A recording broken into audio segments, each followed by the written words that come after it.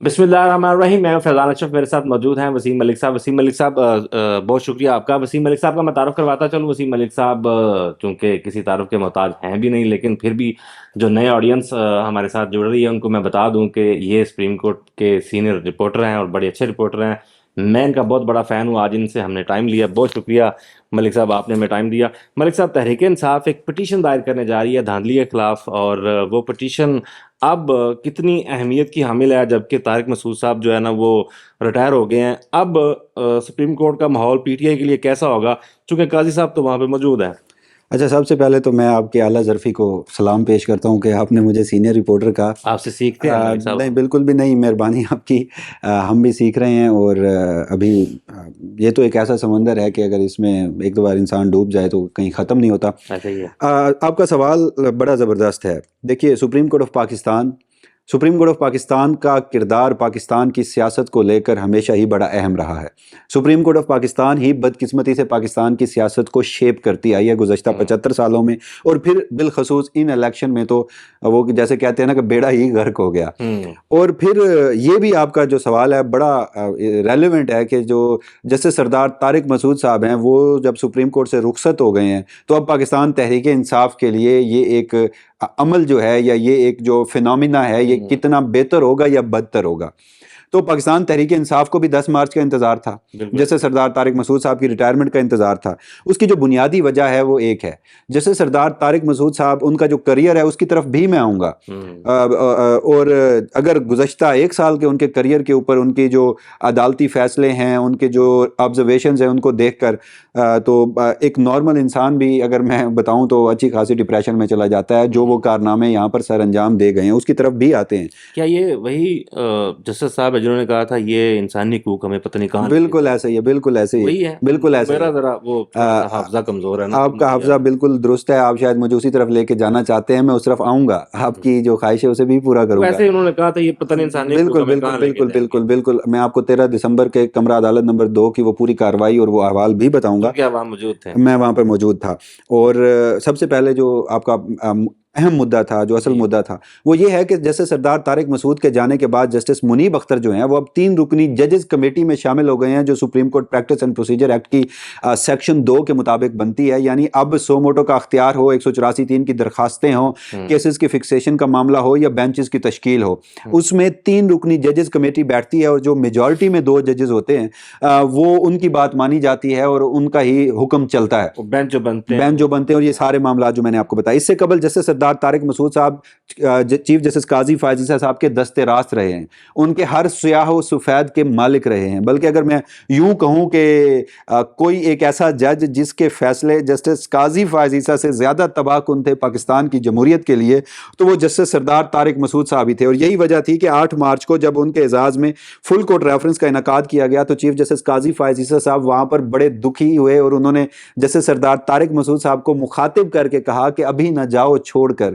کہ ابھی دل بھرا نہیں ہے. تو یہ سارا معاملہ ہوا. اب جب جسٹس منیب اختر آ گئے ہیں تو اب 3 رکنی ججز کمیٹی کی ساخت کیا ہے؟ چیف جسٹس قاضی فائز عیسیٰ، جسٹس منصور علی شاہ اور پھر جسٹس منیب اختر.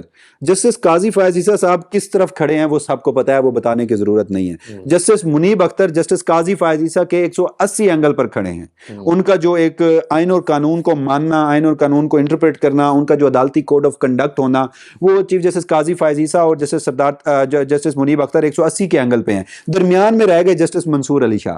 جسٹس منصور علی شاہ، یہ اس بات میں حقیقت ہے کہ وہ at the end of the day chief justice Qazi Faez عیسیٰ صاحب کے ساتھ ہی مل جاتے ہیں، مگر ایک توانا اور ایک مضبوط آواز ہے جسٹس منصور علی شاہ کی شکل میں، جو کہ اگلے چیف جسٹس پاکستان ہیں. آپ کا ٹینیور بھی بہت لمبا ہے، 3 سال کا ٹینیور ہے. اور پھر جو سب سے اہم بات میرے نزدیک وہ یہ ہے کہ اس اہم بات کی وجہ سے ہی ہم یہ سارا معاملہ ڈسکس کر رہے ہیں کہ ایک جج یہ تو ٹائی ہو گیا. اب جسٹس منصور علی شاہ جس طرف جائیں گے معاملہ یا فیصلہ وہ ہوگا. جسٹس منصور علی شاہ نے حالیہ تاریخ میں چیف جسٹس قاضی فائز عیسیٰ صاحب کے جو فیصلے ہیں ان کا اگر بیگج کہوں میں یا ان کی جو لیگیسی ہے وہ اپنے کندھوں پر اٹھانے سے انکار کیا ہے.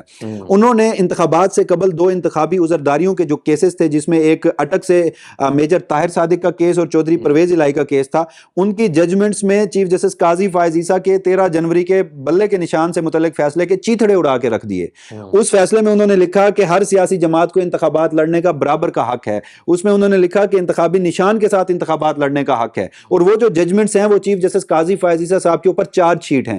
پھر میں آپ کو بتاؤں جو سپریم کورٹ نے ابھی آئین کے آرٹیکل 62(1)(f) کی تشریح کی ہے تاحیات نہلی والی، اس میں جسٹس منصور علی شاہ کا جو اختلاف تھا چیف جسٹس قاضی فائز عیسیٰ سے بینچ میں، وہ بہت حد تک ہمیں نظر آیا۔ پھر اگر بھٹو ریفرنس کی بات کی جائے تو جسٹس منصور علی شاہ صاحب جو ہیں انہوں نے چیف جسٹس قاضی فائز عیسیٰ صاحب سے اختلاف کیا۔ تو پہلے جو چیف جسٹس قاضی فائز عیسیٰ جیسے سردار طارق مسعود کے ہوتے ہوئے اتنے کمفرٹیبل تھے کہ وہ کچھ بھی کرتے، وہ جو چاہتے وہ کر لیتے تھے، مگر اب انہیں بہت سارے معاملات پہ سبکی کا سامنا بھی کرنا پڑے گا۔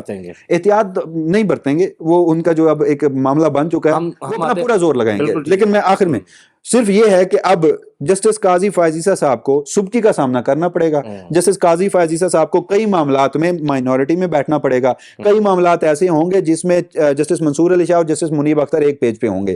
تو چیف جسٹس کی اس اگر شکست کا دیکھا جائے تو یہ میرے نزدیک ایک پازیٹیو شکست ہے پاکستان کے لیے، اگر یہ ہوگی تو اسی کا فائدہ پاکستان تحریک انصاف کو ملے گا۔ تو یہی انتظار کر رہی تھی پاکستان تحریک انصاف کے جسٹس طارق مسعود صاحب جائیں اور ہم پٹیشن لے کے آئیں۔ تو اب جو پٹیشن لے کے آ رہی ہے تحریک انصاف، جو اس کی تیاری تقریباً مکمل ہے اور وہ آئے گی، اس کے بعد کا سینیریو آپ کو کیسا نظر آتا ہے؟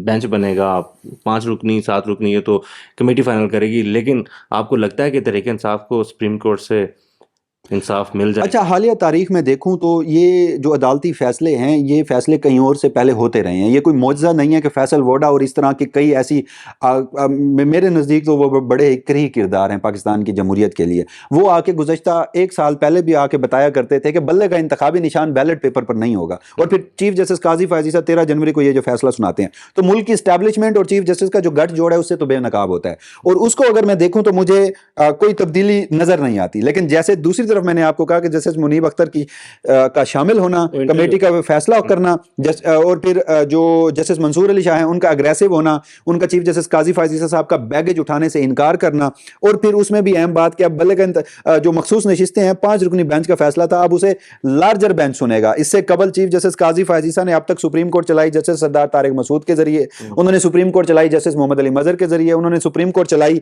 جو جسٹس مسرت ہلالی ہیں ان کے ذریعے، انہوں نے سپریم کورٹ چلائی جو جسٹس غالباً ان کا نام جمال خان مندوخیل ہے، انہوں نے سپریم کورٹ چلائی جسٹس امین الدین خان۔ یہ وہ ججز ہیں جو ہر بات میں چیف جسٹس قاضی فائز عیسیٰ کے ساتھ کھڑے ہوتے ہیں۔ مگر اب بینچ کون سا بنے گا؟ جب بینچ میں منصور علی شاہ صاحب بیٹھیں گے، اطہر من اللہ صاحب بیٹھیں گے، منیب اختر بیٹھیں گے، شاہد وحید بیٹھیں گے، جسٹس عائشہ ملک، جسٹس یحییٰ آفریدی۔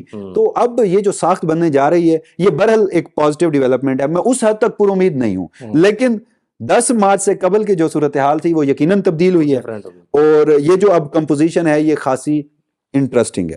تو پشاور ہائی کورٹ کا جو فیصلہ ہے یہ، چونکہ پہلے تو پشاور ہائی کورٹ نے تحریک انصاف کے حق میں فیصلہ دیا تھا بلے والا، سپریم کورٹ نے اسے اڑا کے رکھ دیا تھا، اب جو فیصلہ سپریم کورٹ میں جب یہ تحریک انصاف لے کے جائے گی تو کیا آپ کو لگتا ہے کہ اس میں بھی تحریک انصاف کو ریلیف ملے گا مخصوص نشستوں کے حوالے سے؟ میں خاصا پر امید اس حوالے سے نہیں ہوں مخصوص نشستوں کو لے کر، لیکن اس میں ایک بات ہے کہ پاکستان تحریک انصاف اسٹریٹجی کیا اپناتی ہے۔ میرے نزدیک ممکن ہے میں غلط ہو سکتا ہوں، بڑے زبردست ان کے پاس وکلا ہیں، وہ بڑا درست کہہ رہے ہیں، اور ان کا یہ بھی پوائنٹ ویلڈ ہے کہ ہم جو مرضی کر لیں، ریاست نے اگر نہیں دینی تو ہمیں عدالتوں نے کچھ نہیں دینا۔ لیکن میرے نزدیک جو پاکستان تحریک انصاف ہے انہیں ایک آئینی درخواست دائر کرنی چاہیے، کیونکہ میرے نزدیک جو مخصوص نشستوں کی تشریح کا معاملہ ہے، مخصوص نشستوں کا معاملہ ہے، یہ دستور کے آرٹیکل 51 کی تشریح ہے، اور supreme court practice and procedure act کے بعد دستور کے آرٹیکل 51 کی جو تشریح ہے وہ 5 رکنی یا اس سے لارجر بینچ سن سکتا ہے۔ تو انہیں تشریح کی طرف جانا چاہیے۔ اب یہ پشاور ہائی کورٹ کے ایپلیٹ جورسڈکشن میں یعنی اپیل کے تناظر میں اگر سپریم کورٹ آتے ہیں تو اس میں مجھے چانسز کم نظر آتے ہیں، اس میں پھر کمیٹی کا کردار بھی اس حد تک نہیں ہوتا، اور اس میں پھر یہ بھی ہے کہ کیا اب دلچسپ بات ہے کہ پاکستان تحریک انصاف فرنٹ فٹ پر آ کر یہ کہے گی کہ ہمیں چیف جسٹس قاضی فائز عیسیٰ کے اوپر اعتماد نہیں ہے، چیف جسٹس قاضی فائز عیسیٰ صاحب کا 13 جنوری کا فیصلہ ہے، اس کے کنسیکوینسز میں ہمیں یہ کیس آج سپریم کورٹ میں لے کے آنا پڑ رہا ہے، اسی کے کنسیکوینسز میں ہماری 78 مخصوص نشستیں ہم سے چھن گئی ہیں، اسی کے کنسیکوینسز کی وجہ سے ہماری پارٹی کا آج یہ حال ہے، لہٰذا چیف جسٹس قاضی فائز عیسیٰ صاحب جو ہیں وہ اس بینچ سے بھی الگ ہوں, اور نہ صرف اس بینچ سے الگ ہوں, اس کے لیے علیحدہ سے وہ درخواست دائر کریں نہیں گے وہ یا اس اسی درخواست درخواست میں بھی, اور وہ اعلامیہ طور پر بھی کہہ سکتے ہیں کہ اب انہیں عدم اعتماد ہے. اور دوسری بات, وہ کمرہ عدالت میں بھی جا کے کہہ سکتے ہیں, نہ صرف بینچ میں بیٹھنے سے بلکہ اس کمیٹی میں بھی بیٹھنے سے چیف جسٹس قاضی فائز عیسیٰ کی, کہ جو بینچ تشکیل دے گی. تو اگر یہ معاملہ ٹوٹلی پاکستان تحریک انصاف ایک زبردست طریقے سے اٹھاتی ہے, تو پھر میرے نزدیک یہ ہے کہ شاید انہیں کوئی پازیٹیو ڈیولپمنٹ سپریم کورٹ سے ملے. بہت شکریہ وسیم ملک صاحب آپ کا. آپ کی اسی بات کو میں آگے بڑھاؤں گا, اور شیر افضل منور صاحب کی وہ اسپیچ ہے 3 دن پہلے کی, جو انہوں نے F9 پارک کے باہر کھڑے ہو کے کہا تھا کہ ہم مطالبہ کرتے ہیں کہ چیف جسٹس پاکستان استعفیٰ دیں, اور یہ بڑا مطالبہ تھا. اگر اس کو مد نظر رکھا جائے تو عمران خان کی اسٹریٹجی یہی نظر آ رہی ہے کہ وہ چیف جسٹس صاحب کو کہیں گے کہ آپ ہمارے کیسز میں نہ بیٹھیں. آج کے لیے اتنا ہی, بہت شکریہ.